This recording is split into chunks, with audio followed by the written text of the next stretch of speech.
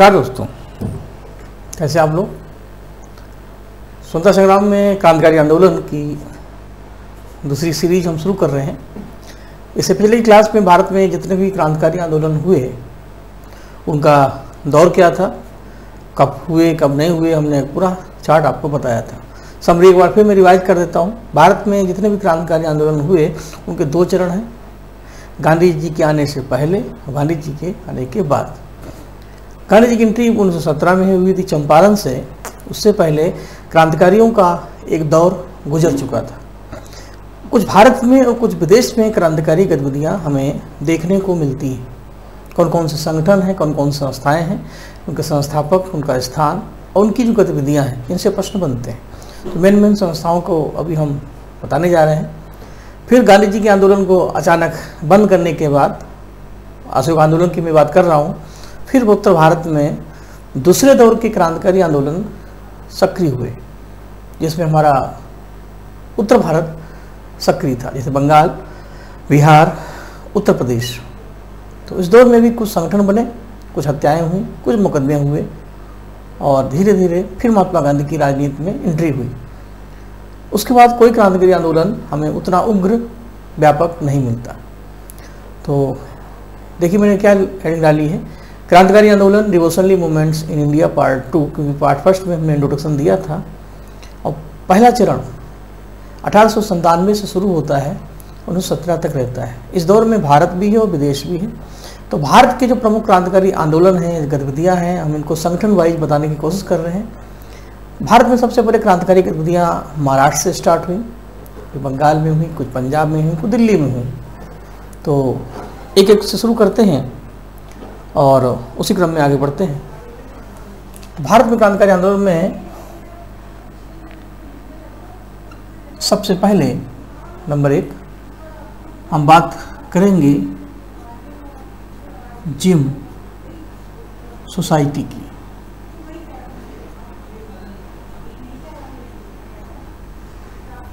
इसको बोलते हैं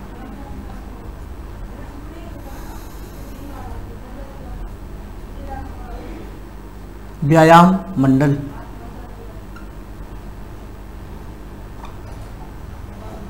जिम सोसाइटी,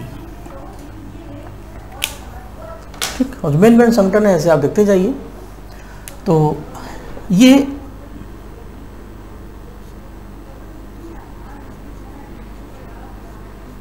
भारत का पहला क्रांतिकारी संगठन माना जाता है। तो इसी संस्था के माध्यम से हमने क्रांति की आवाज बुलंद की। इसकी स्थापना 1897 में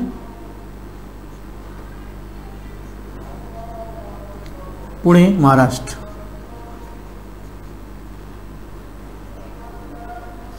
इसके संस्थापक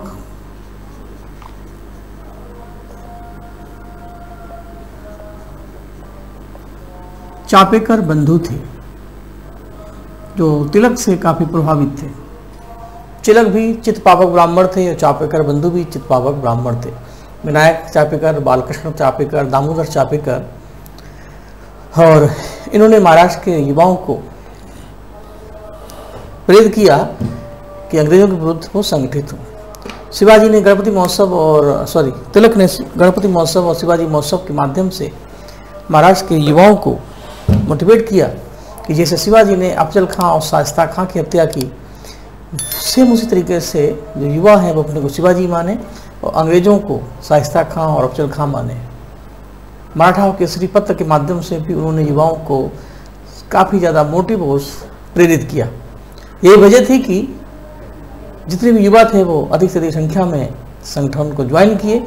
और बलिष्ठ कंधे होंगे तभी हम बंदूक के वजन को उठा पाएंगे, इसलिए वो जिम संगठन के माध्यम से अपने को बलिष्ठ बनाते थे। अब आते मुद्दे पर, हर संगठन में उसकी स्थापना, ईयर, स्थान और संस्थापक रहेंगे और कुछ मर्डर, हत्या या उसका प्रयास होगा।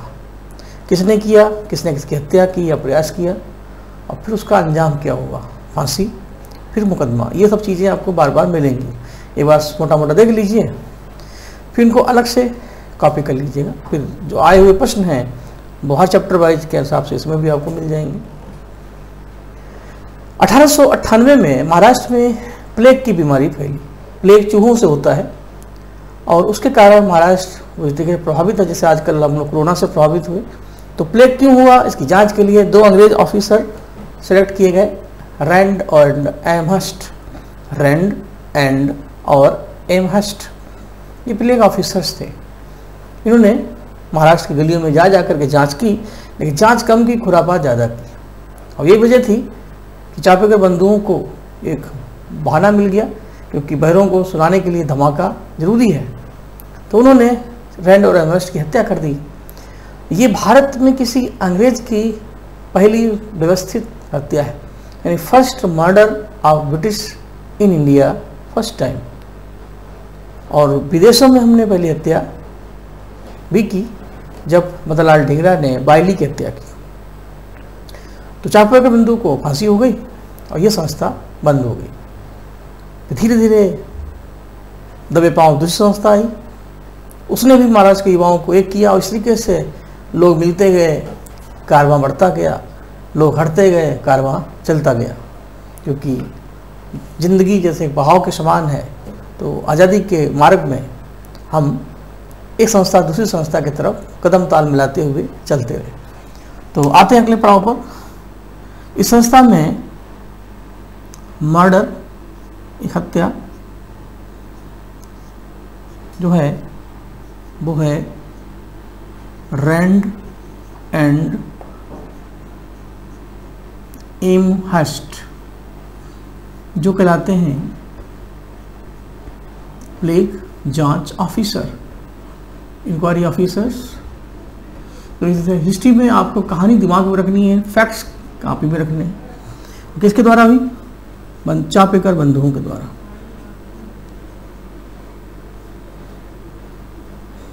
चापेकर बंधु को अरेस्ट किया गया और फांसी हुई। और ये संस्था आई और चली गई। इस तरीके से ये संस्था बंद हुई। लेकिन आगे चल कर के 1899 में थोड़ा सा महाराष्ट्र में से एक नया यूथ आगे आए। उनमें से बहुत नियमचीन चेहरा है जो आप जानते हैं, बीडी सावरकर। उन्होंने महाराष्ट्र के युवाओं को मिलाकर के फिर एक संस्था बनाई जिसका नाम है मित्र मेला। जब उसमें ज़्यादा मेंबर हो गए तो उसी संस्था का एक नया नाम रखा, अभिनव भारत। 1904 में ये संस्था बनी और ये संस्था महाराष्ट्र की दूसरी क्रांतिकारी संस्था और भारत की भी दूसरी क्रांतिकारी संस्था मानी जाती है। तो आगे बढ़ते हैं। नंबर 2,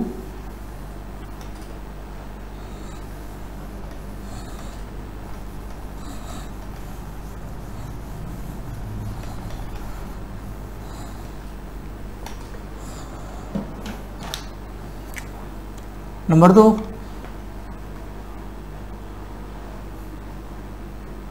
संस्था तो है अभिनव भारत। हिंदी इंग्लिश में सेम रहेगा, जिसका पुराना नाम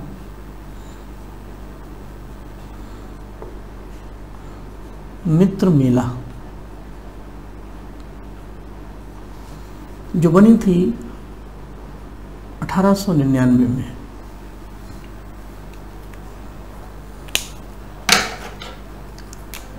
अभिनव भारत, मित्र मेला।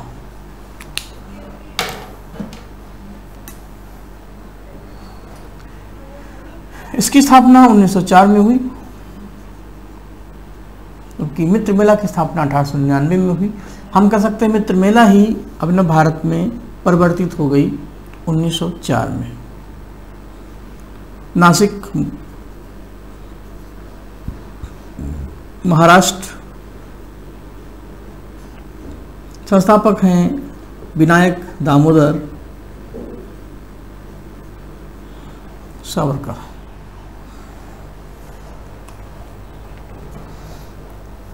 ठीक। अब इस संस्था का भी वही उद्देश्य था, आज़ादी। आज़ादी को पाने के लिए जो सोए हुए उनको जगाना जरूरी है। तो उनके लिए ज़रूरी है कि आसानी से जगेंगे नहीं। जैसे कुंभकर्ण होता है तो उसके लिए ढोल नगाड़ा सब बजता है। तो अंग्रेज जो बेसुध सोए हुए हैं, हमारी आज़ादी को हमें देने से मना कर रहे हैं, उनके लिए धमाका जरूरी है। तो जाहिर बात एक बहाना भी जरूरी है। तो इसी बहाने का नाम है किसी न किसी यूरोपियन की हत्या होना। तो इस संस्था से एक मर्डर्स जुड़ा है, वो है मजिस्ट्रेट जैक्सन की हत्या, जो अभिनव भारत के सदस्यों के द्वारा हुई। तो चलते हैं, लिखते भी रहेंगे, सुनते भी रहेंगे, और आप जहाँ भी हैं कोशिश करिए कि क्लास जितने भी हैं इनको ऑफलाइन मोड्स में ही समझें। हम ऑनलाइन में ही ऑफलाइन का मजा ले रहे हैं, और टीचिंग ऑन व्हीकल्स है। आपको बिल्कुल वैसे ही लगे जैसे हम लोग क्लास में बैठते हैं, सर आते हैं, पढ़ाते हैं। तो इसीलिए ये क्लास में भी हम ऐसे ऑफलाइन पढ़ाते हैं, वो आपको भी पढ़ा रहे हैं, क्योंकि आप वहाँ तक नहीं आ सकते यहाँ, तो हम आपके पास आ गए।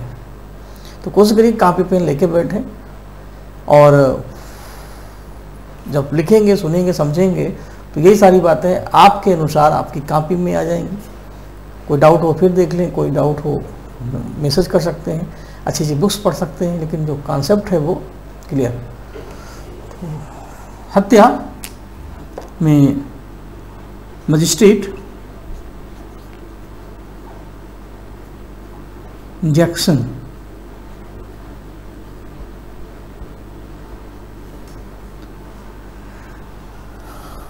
किसके द्वारा हुई? अनंत लक्ष्मण कन्हारी, शॉर्टकट AL कन्हारी। किसने? किसकी? जैक्सन की, कन्हारी ने। तो कन्हारी को अरेस्ट किया गया, क्योंकि हत्या हुई थी कहाँ पर? नासिक में।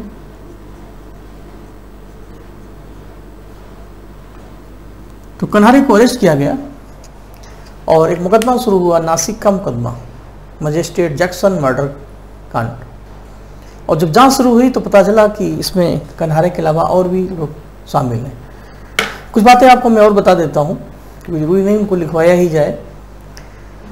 अपने भारत संस्था के बनने के 1-2 साल के बाद, यानी 1905 के बाद, ब्रिटिश आबकर की सक्रियता काफ़ी बढ़ती जा रही थी। अंग्रेजों को लगा कि भारत में एक बहुत बड़ा क्रांतिकारी आंदोलन ना संगठित हो जाए, तो उनको देश निकाला घोषित किया, यानी सावरकर को भारत छोड़ के जाना पड़ा। तो फिर ये कहाँ चले गए? विदेश में चले गए, लंदन चले गए। लंदन में श्याम जी कृष्ण वर्मा से भी, वो भी भारत से निकले थे, निकाले गए थे। तो उन्होंने लंदन में ही 1905 में एक संस्था बनाई थी, जब विदेश में हम पढ़ाएंगे, इंडियन होम रूल सोसाइटी। उसी संस्था के मेंबर भी थे सावरकर। तो भारत से निकलने के बाद सावरकर लंदन चले गए, वहीं शिफ्ट हो गए। और करते क्या, क्योंकि भारत से तो हटा ही दिया गया। इधर वहीं पर रह करके उन्होंने 1857 पर एक पुस्तक लिखी और संस्था को भी चलाते रहे। तो एक प्लान बनाया गया कि कैसे मजिस्ट्रेट जैक्सन की हत्या की जाए, और वो प्लान सावरकर उनकी टीम ने बनाया था। कन्हारी तो एक मोहरा थे। तो नासिक का मुकदमा जो शुरू हुआ, नासिक का मुकदमा पूरे क्रांतिकारी इतिहास का पहला मुकदमा है। टोटल 4 केस आपको हम पढ़ाएंगे। नासिक का मुकदमा, अलीपुर का मुकदमा, लाहौर का मुकदमा, लाहौर मर्डर का मुकदमा जो भगत सिंह से जुड़ा है। तो नासिक के मुकदमे की फाइल खुली तो उसमें मुख्य आरोपी सावरकर माने गए। सावरकर लंदन में थे, तो लंदन में ही उनको अरेस्ट किया गया, तो भारत लाया गया। और उसी के आधार पर कन्हारी को फांसी हुई, चूँकि उन्होंने मारा था। और सावरकर ने चूँकि प्लान बनाया था, भारत से बाहर जाने के बाद भी नहीं माने, तो इनको काला पानी की सजा हुई। इस तरीके से ये संस्था भी लगभग बंद हो गई। तो पहले दौर में आपको वो क्रांतिकारी मिलते हैं जो दूसरे दौर में नहीं थे। तो इस दौर में आपको कई नए नए नाम मिलेंगे। तो अभी तक चापाकर बंधु हो चुके हैं, अब बारी है सावरकर की, कन्हारी की। तो हत्या के बाद अब यहाँ से हम अगला पॉइंट डालने जा रहे हैं। एक ही संस्था को अलग अलग पढ़ाएंगे तो इससे ये होगा कि कॉमन पॉइंट भी आते रहेंगे और गदरिंग कम से कम होगी। टाइम थोड़ा ज़्यादा लगेगा। इससे संबंधित केस या मुकदमा।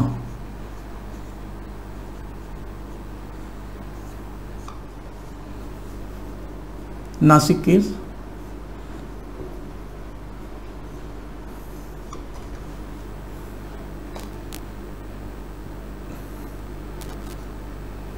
जिसका विषय है क्यों हुआ था, कारण जैक्सन की हत्या,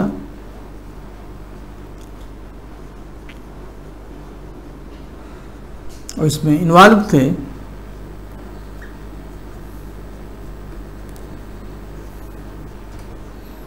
सावरकर, कन्हारे, नाम तो और भी है लेकिन हमें उनकी जरूरत नहीं है ज़्यादा। सावरकर,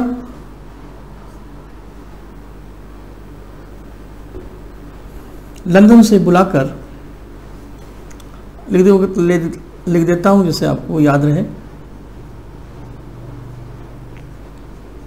काला पानी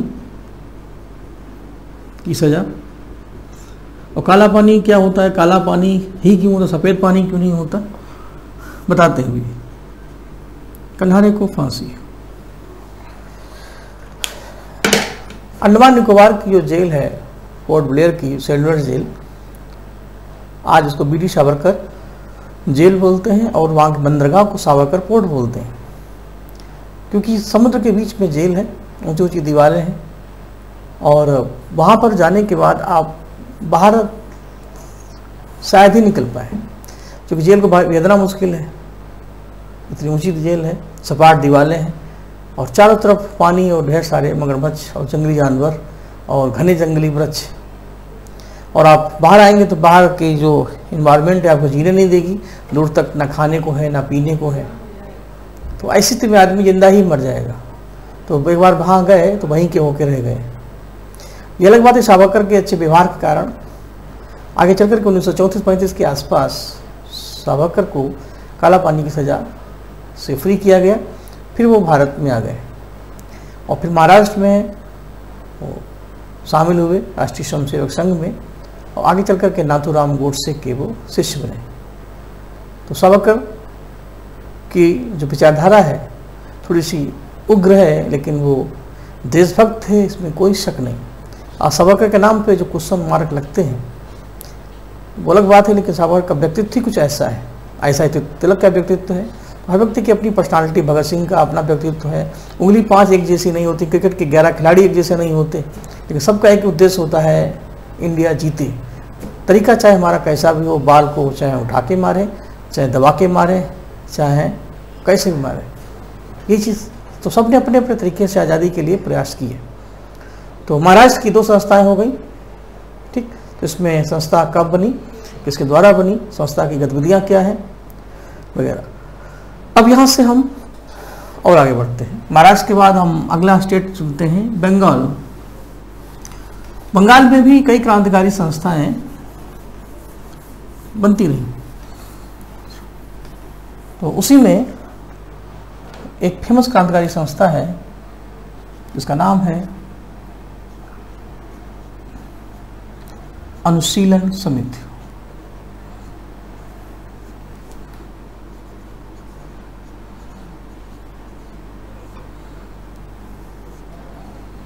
अनुशीलन समिति भी 2 तरीके से आपको मिलती है। एक है ढाका में, जो 1902 में बाई पुलिनदास, यानी बंगाल में भी ढाका में 1902 में ही पुलिनदास ने अनुशीलन समिति बना ली थी, लेकिन ये उतनी ज़्यादा सक्रिय नहीं थी। फिर कर्जन ने जब बंगाल का विभाजन कराया 1905 में, तब इसके विरोध में कुछ लोगों ने कांग्रेस को ज्वाइन कर लिया, जैसे लाल बाल पाल, और कुछ लोगों ने बंदूक का रास्ता अपनाया। तो इसी अनुशीलन समिति, क्योंकि कलकत्ता उस समय राजधानी थी जो दिल्ली ट्रांसफर हो गई थी, तो इसी की ब्रांच कलकत्ता में बनी।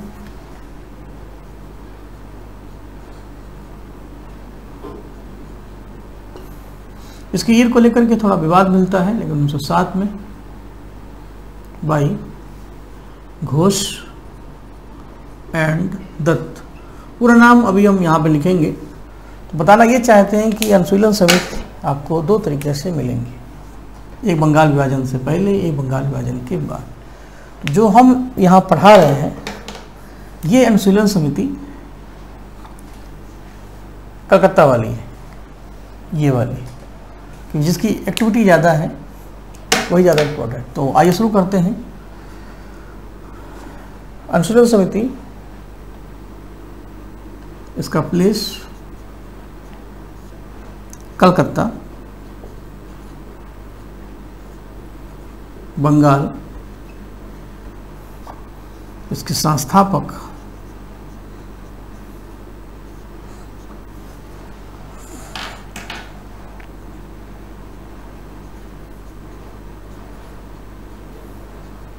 बारिंद्र घोष और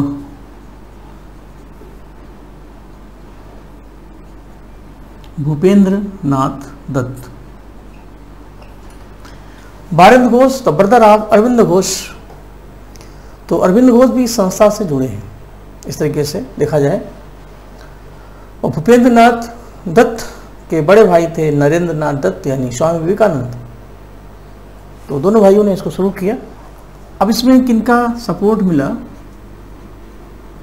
तो सदस्य में इसमें नाम आएगा अरविंद घोष,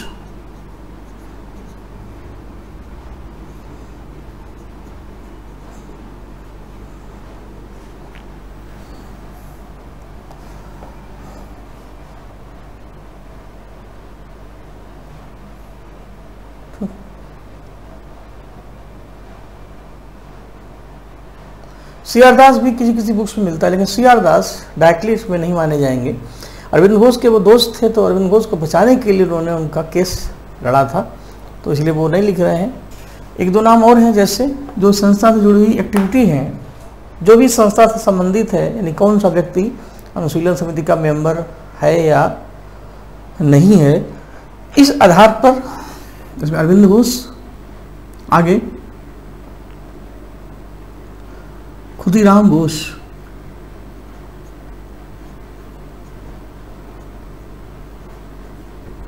जिनको सबसे कम आयु में फांसी हुई, उन्हीं के साथ प्रफुल्ल चाकी, जिन्होंने किंग्सफोर्ड बमकांड में सुसाइड कर लिया था। तो कोई सुसाइड किया, कोई फांसी पर झूल गया। तो प्रफुल्ल चाकी, अरविंद घोष, ये सब इसी संस्था से जुड़े हुए हैं। ठीक, एक दो नाम और हैं जो आप डिटेल से विस्तार से पुस्तकें पढ़ेंगे तो आपको बृहद नॉलेज मिलेगी। कि हमारा काम है हर विषय के, हर टॉपिक की फ्रेमिंग बना देना और आए प्रश्नों के आधार पर विषय की व्याख्या करना। अब आते हैं अगले पड़ाव पर। हुआ क्या? अनुशीलन समिति बंगाल के विभाजन के बाद बनी थी। इसका कारण क्या था?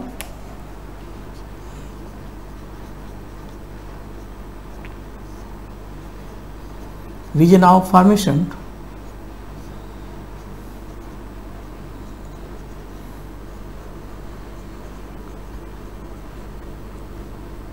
बंगाल का विभाजन जो 1905 में हुआ था, और उसी आधार पर इसका विरोध हुआ। लेकिन दो विरोध हुए, बंगाल के विभाजन का विरोध हुआ तो अनुशीलन समिति बनी। बंगाल विभाजन के बाद जब दिल्ली दरबार हुआ, जब राजधानी परिवर्तन आया, कैपिटल ट्रांसफर, तो फिर विरोध हुआ। तब दिल्ली मर्डर केस की घटना घटती। तो इस संस्था में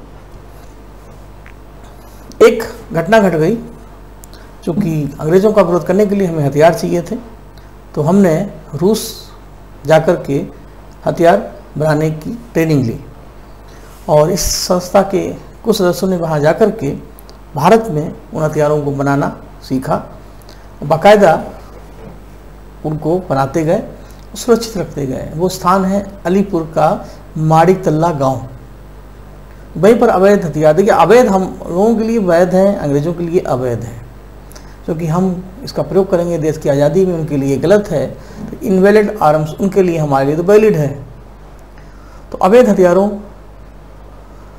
के आरोप में अंग्रेजों ने अलीपुर में रेड डाली और जो थे उनको अरेस्ट कर लिया। उसमें अरविंद घोष भी थे, तो इसको बोलते हैं अलीपुर का मुकदमा। और इसी मुकदमे में अरविंद घोष बुरी तरीके से फंस गए। उनको बचाने के लिए ही CR दास को आना पड़ा। तो एक तो ये हो गया। तो पहला मुकदमा था नासिक का मुकदमा, दूसरा मुकदमा है अलीपुर का मुकदमा। आज से अलीपुर, आज से अनुशीलन कमेटी, आज से अरविंद घोष। तो पहले इसको देखते हैं, फिर आगे बढ़ते हैं। तो अनुशीलन कमेटी, हर संगठन की कुछ अपनी अपनी एक्टिविटी है, तो उनको भी देखना है और जो कॉमन चीज़ें हैं उनको भी देखना है। तो हेडिंग वही रखिए, केस या मुकदमा। ये लगभग कॉमन है, हर संस्था में कहीं ना कहीं मिलेंगे। तो मुकदमा है अलीपुर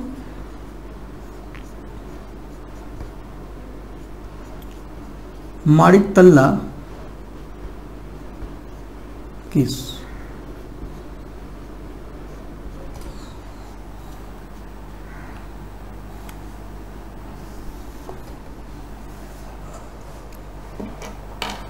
अलीपुर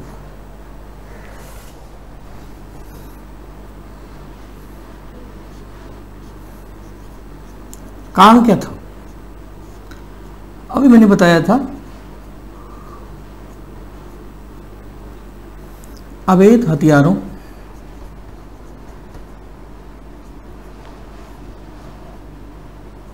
का निर्माण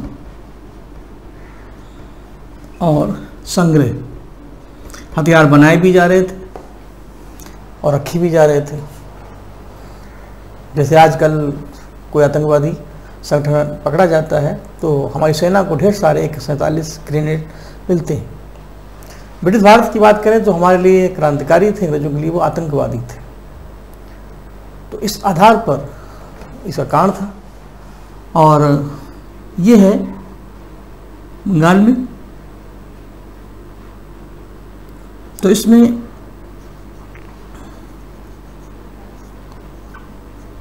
मुख्य आरोपी, और इसकी जो टाइमिंग है 1909 लिख देता हूं। मुख्य आरोपी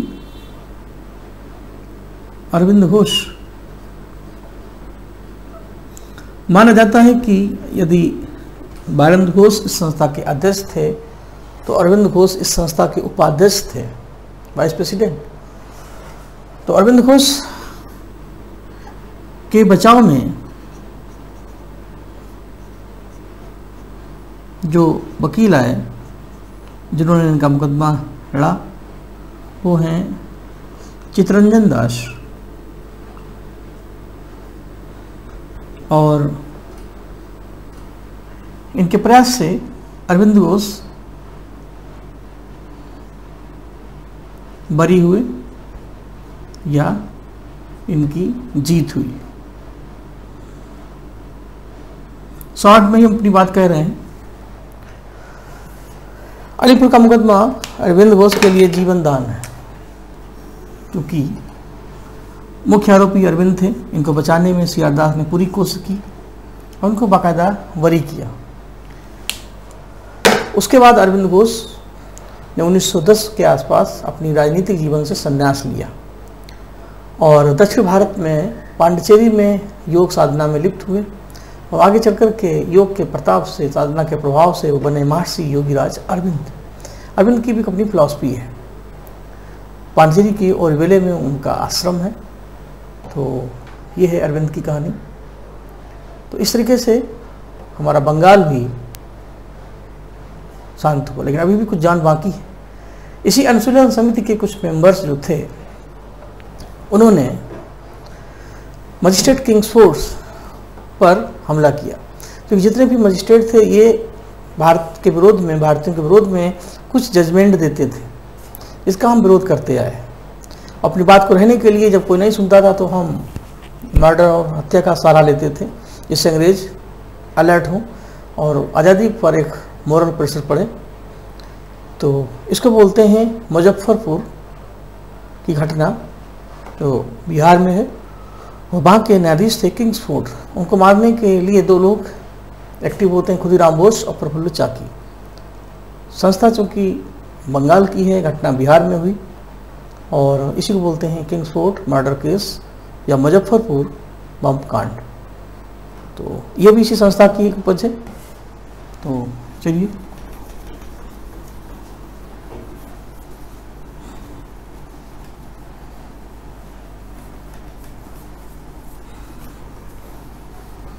तो अगली इवेंट जो मिलेगी वो है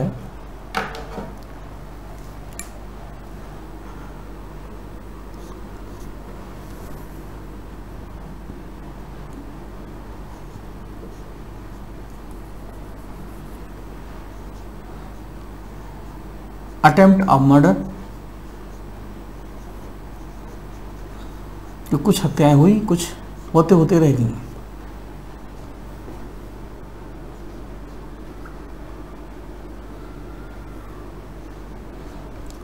मुजफ्फरपुर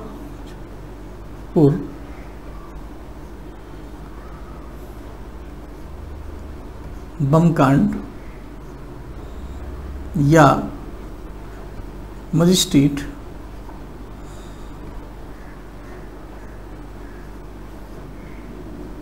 किंग्सफोर्ड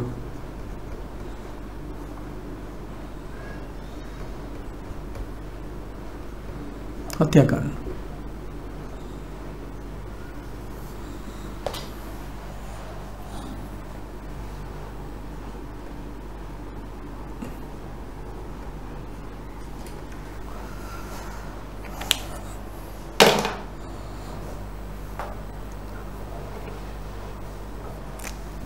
इसमें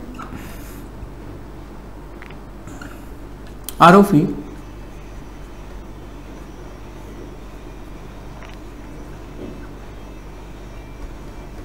खुदीराम बोस,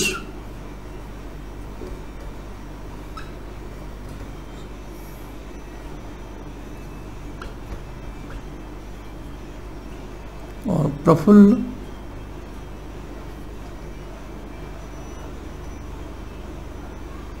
चाकी, बोस चाकी। मजिस्ट्रेट किंग्सफोर्ड, जैसे सैंडर्स का संबंध भगत सिंह से है, जैसे रैंड और एमएस का संबंध चापेकर बंधु से है, जैसे वाघ और भूषण का संबंध मंगल पांडे से है, जैसे कन्हारे का संबंध जैक्सन से है, जैसे मदन लाल ढींगरा का संबंध वाइली से है, वैसे ही खुदीराम बोस और प्रफुल्ल चाकी का संबंध किंग्सफोर्ड से है, वैसे ही रास बिहारी बोस का संबंध हार्डिंग सेकंड से। अब इसमें कुछ मर्डर हो पाए, कुछ नहीं हो पाए, प्रयास तो हमने किया, सफलता मिली कभी नहीं मिली, लेकिन पेड़ जब बनेगा तो ऐसे ही बनेगा। जैसे माइकल और डायर का संबंध सरदार उधम सिंह से, तो एक तरफ मरने वाले हैं, एक तरफ मिटने वाले हैं।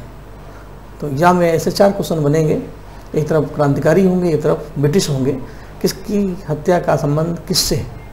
ऐसा ना हो कि हम तक आते आते भगत सिंह को जोड़ दो किंग्सफोर्ड के साथ, खुदीराम को जोड़ दो सैंडर्स के साथ। तो इस तरीके से क्वेश्चन आते हैं, आएंगे।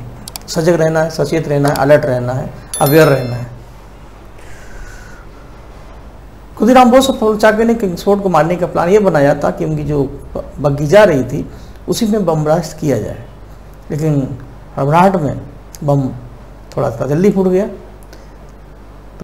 बाल बाल बचे, कुछ चोट जो दरमियान गाड़ी चला रहा था उसको आई। खुदीराम बोस मौके पर ही अरेस्ट कर लिए गए और बिना किसी मुकदमे के ही उनको सबसे कम आयु में फांसी हुई। जिंदगी के 16 साल भी पूरे नहीं कर पाए, तो इतिहास में सबसे कम आयु में फांसी का जो रिकॉर्ड है वो खुदीराम के पास है, यानी ये हो जाएंगे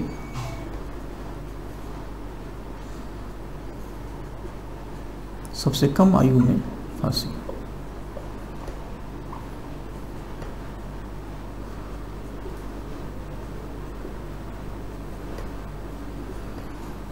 प्रफुल्ल चाकी तुरंत तो नहीं पकड़े गए, लेकिन वो बाद में ट्रेन में चढ़ गए, अंत में ही वो बचे हुए थे। तो चंद्रशेखर आज़ाद ने जैसे अपने को सुसाइड किया था आगे, तो उनको प्रेरणा कहीं ना कहीं प्रफुल्ल चाकी से मिली होगी। प्रफुल्ल चाकी ने भी अपने को बचाने के लिए उसी ट्रेन में सुसाइड कर लिया। तो प्रफुल्ल चाकी का नाम जोड़ा जाएगा सुसाइड के साथ। कई ऐसे नाम हैं जो आत्महत्या से जुड़े हैं, कई भूख हड़ताल से जुड़े हैं, कोई फांसी से जुड़ा है। इस तरीके से ये संगठन काफ़ी चर्चा में रहा।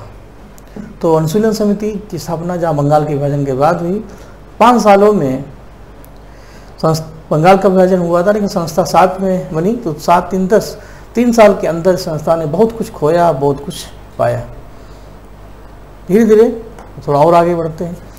इसी तरीके से पंजाब में भी कुछ क्रांतिकारी संगठन हमें देखने को मिलते हैं। पहले दौर में क्योंकि हम चल रहे हैं, तो अब आगे बढ़ते हैं। और पंजाब की इसी दौर की संस्था है भारत माता समिति।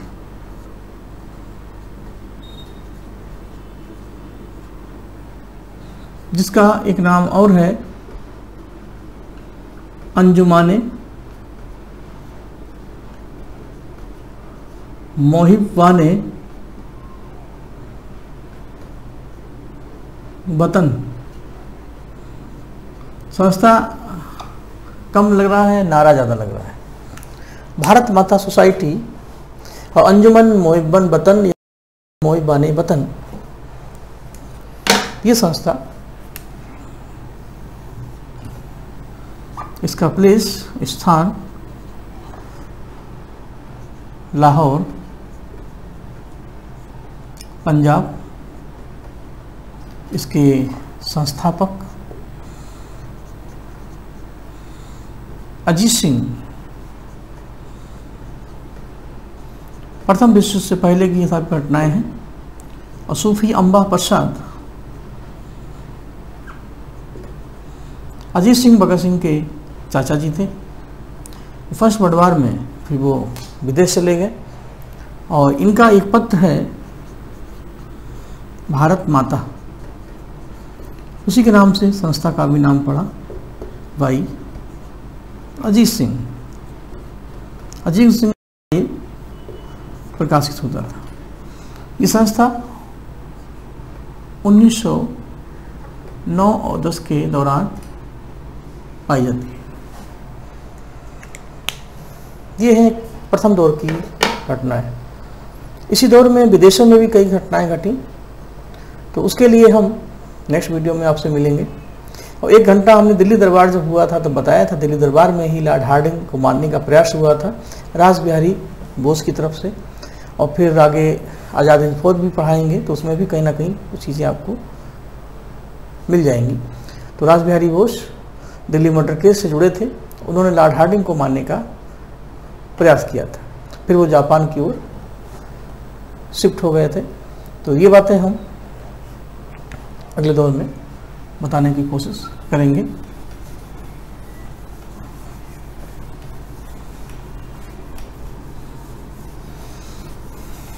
या चलिए बुराई कर देते हैं, कम से कम भारत ही पूरा हो जाए। अब आते हैं नंबर 5, दिल्ली में दिल्ली हत्या कांड, दिल्ली मर्डर केस, दिल्ली षड्यंत्र, हत्या की जगह षड्यंत्र भी आ सकता है। तो उससे पूछा जाएगा दिल्ली मर्डर केस से संबंधित गवर्नर जनरल कौन है। मैंने बताया था जहां दिल्ली होंगे वहां हार्डिंग सेकेंड होंगे। हार्डिंग ने ही दिल्ली दरबार लगवाया, उन्हीं के सामने दिल्ली राजधानी बनी और उन्हीं को मारने का प्रयास हुआ। लॉर्ड हार्डिंग सेकेंड, इनकी ही हत्या का प्रयास हुआ।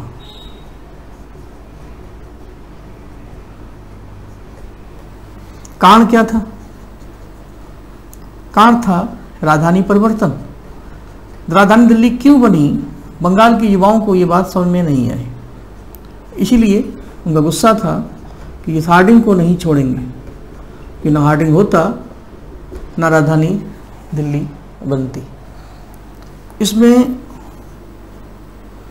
ये दिल्ली राजधानी बनने के बाद दिल्ली के चांदनी चौक के आसपास जो संस्था बन चुकी थी, दिल्ली राजधानी बन चुकी थी, तो इसमें मुख्य आरोपी रास बिहारी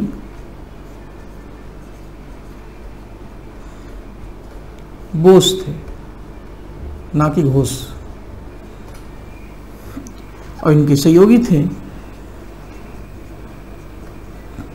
प्लान यही था कि दिल्ली के चांदनी चौक के आसपास जब हार्डिंग मिलेंगे तो बम ब्लास्ट कर देंगे, हम अपना बदला लेंगे। लेकिन हम जैसे सोचते हैं वैसा होता नहीं।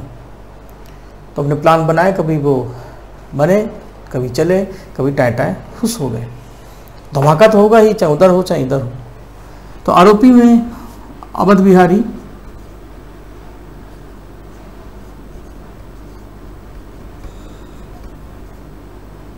अमीर चंद,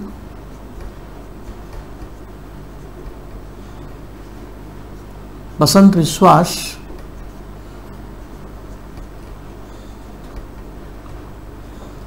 और बाल मुकुंद।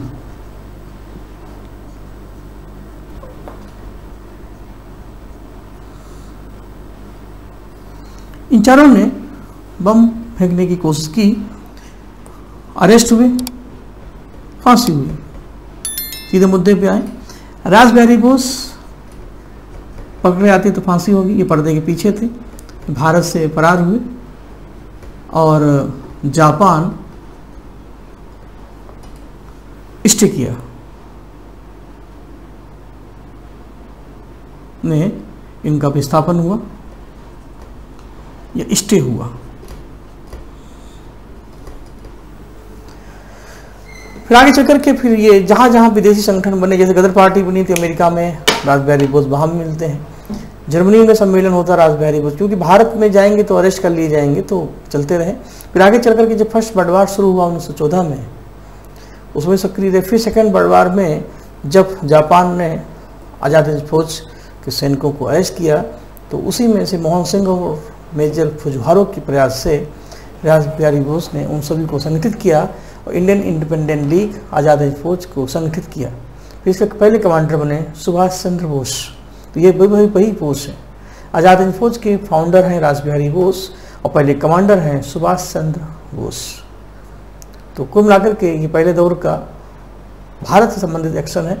सबसे पहले महाराष्ट्र में जम सोसाइटी, फिर अभिनव भारत, बंगाल में अनुशीलन समिति, पंजाब में भारत माता समिति, दिल्ली में दिल्ली मर्डर केस। अब विदेश में चलेंगे अगले क्लास में, उसके बाद सेकेंड दौर की घटनाएं पढ़ाएंगे। जब ये शांत होगा तब तक महात्मा गांधी राजनीति में एंट्री कर जाएंगे। ठीक, इन्हीं सारी बातों के साथ मिलते हैं फिर। नमस्कार, जय हिंद, जय भारत।